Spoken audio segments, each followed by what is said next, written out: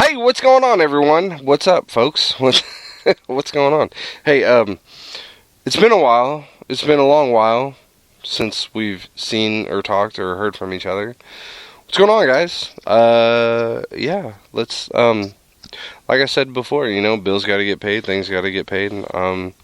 Unfortunately, bills did not get paid.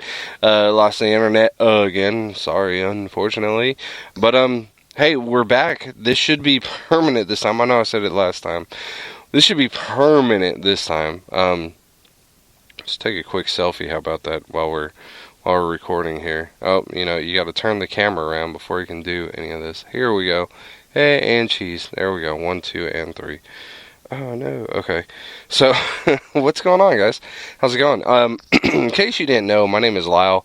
I do this little show called A Side Project. Well, why is it called A Side Project? It must be part of a bigger project. Well, it is, I guess you can say, still part of a bigger project.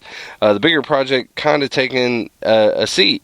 It's kind of like when you get when you have a younger sibling and you're the oldest.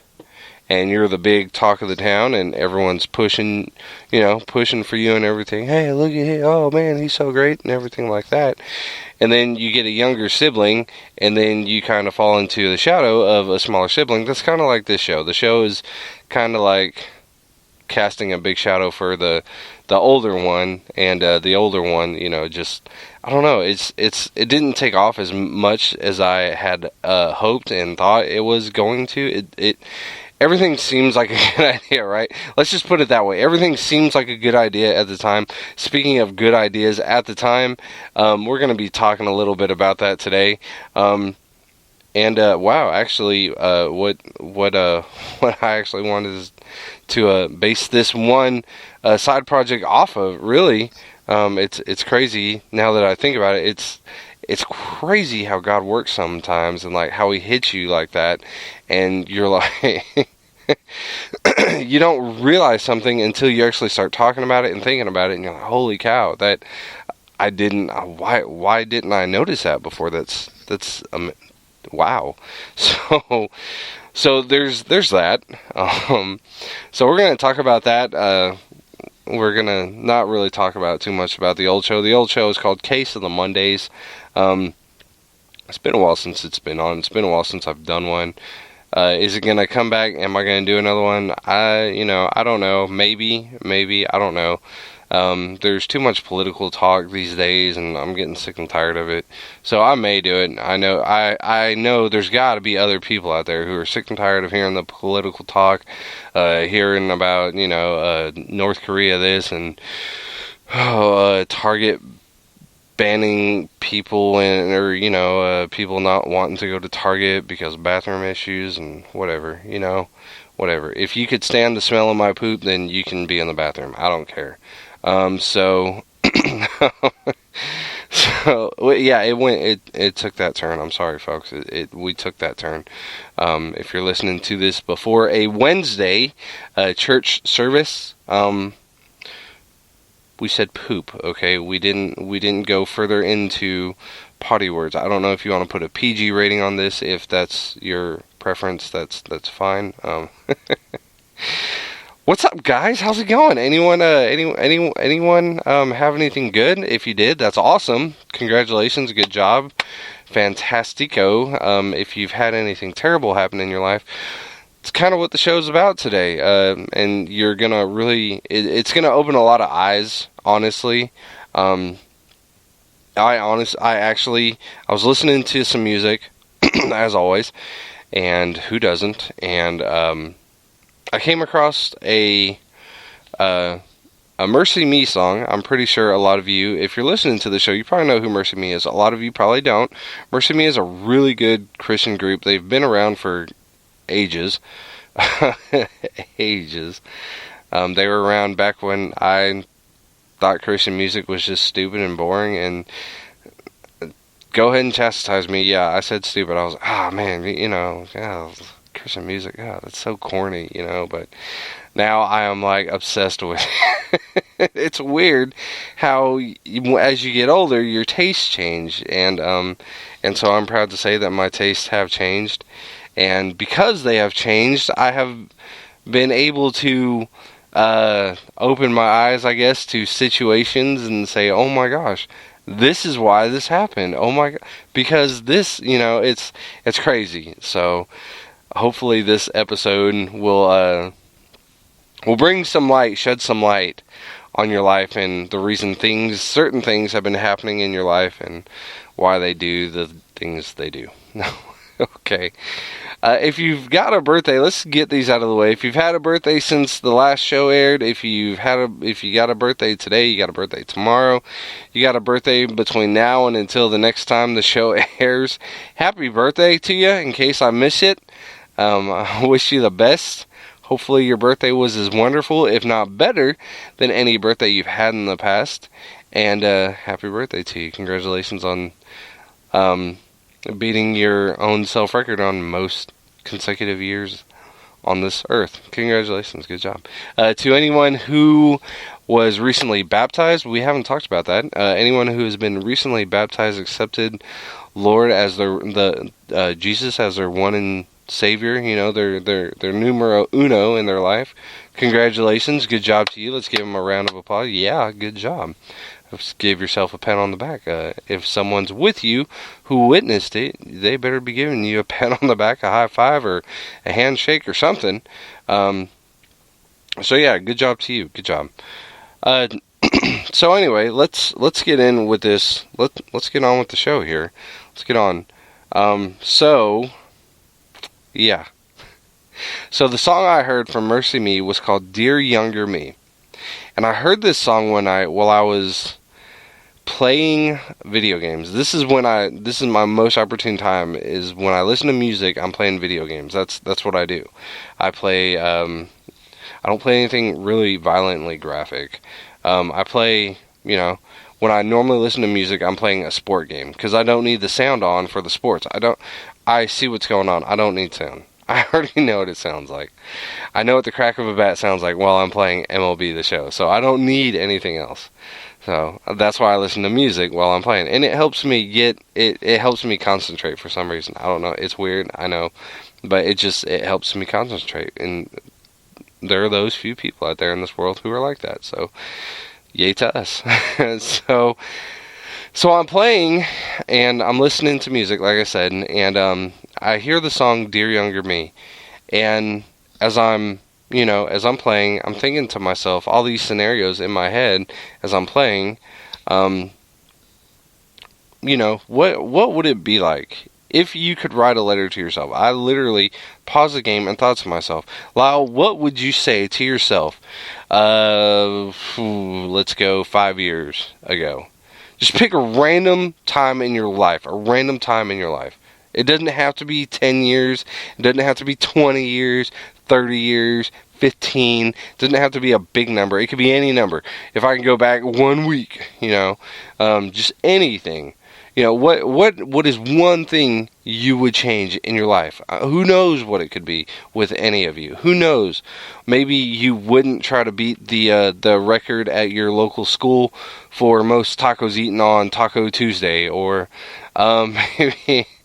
maybe you wouldn't go for the record of seeing who can, what's the highest part of the house you can jump off of and not break a bone and still be the neighborhood hero. Who knows? Maybe maybe you would write to yourself, and who knows what it could be? Who knows? Don't eat that last bacon cheeseburger, because what happens next is not so well, and it's a very expensive hospital bill. Don't answer that phone call from that one person. I promise you it's not going to be good. I promise you. But who knows? Maybe answering that one phone call in your life is what got you to today. Think about it. I thought to myself, and I'm like, I would go and I would pay more attention in school. I would get better grades. I would tell myself, baseball's nothing. It's not going to go anywhere. You're not going to get a career in it. It's stupid. Don't worry about it. And then I thought to myself, all the things that baseball has brought for me, all the things baseball has done to me, all the things it has taught me, all the things, you know, and you're like, well, Lyle, all this, if this is just about baseball, I don't want to hear it. No, it's not, I promise you. We're getting to a good part, so. But I thought to myself, you know, why would I write that letter to myself? Yeah, there were some pretty terrible times in my life. There were some pretty horrible times, but I mean, a lot of them led up to this. And that's, I guess, what I want to challenge you is to think of one thing. Excuse me. Think of one thing, one small, tiny little thing. Think of just one small thing you don't think would matter if you either A, didn't do it, or B, did it. You know, who knows? Maybe it's not getting a quarter, or your grandmother giving you a quarter while you were 5 years old and sticking it in the little quarter machine on your way out of the grocery store. What if you wouldn't have spent that quarter? What if you would have held on to it, and that would have led to a life of saving money? You would have been so obsessed with saving money, and you'd be a millionaire right now, you know. But instead, like kids, we all love the nasty stale gum, and you bought a gumball, or you bought a sticker that would only stick to your shirt for 2 minutes and fall off before you got out of the car. Who knows? Who knows? I don't know, obviously. There is one person who does know, and that's God, obviously. But, so, we're going to go there, and then I want to talk about, you know, those things did happen for a reason. All those things, good, bad, everything, it happened for a reason. There's a great story in the Bible, and it talks about someone who followed God all his life, and he did everything by the book, literally by the book. And God just beat him down. And it wasn't because God wanted to, it's because God was challenged to. Those of you who know the Bible know I'm talking about Job. Those of you who don't know the Bible, it's Job. So, if it's a really good story too. I've read it. I've read the story before in the Bible. It's a very, very good story. And it talks about how there, like I said, there's a man, and he's like really by the book, you know. He you know, back in the time, it was what do they call it? It was, you know, how you'd sacrifice an animal. He was doing his sacrifices and everything. He'd pray to God. He was doing everything that a good Christian in those days was to do. And God just admired it. God loved it. And Satan said, you know what, I bet you anything.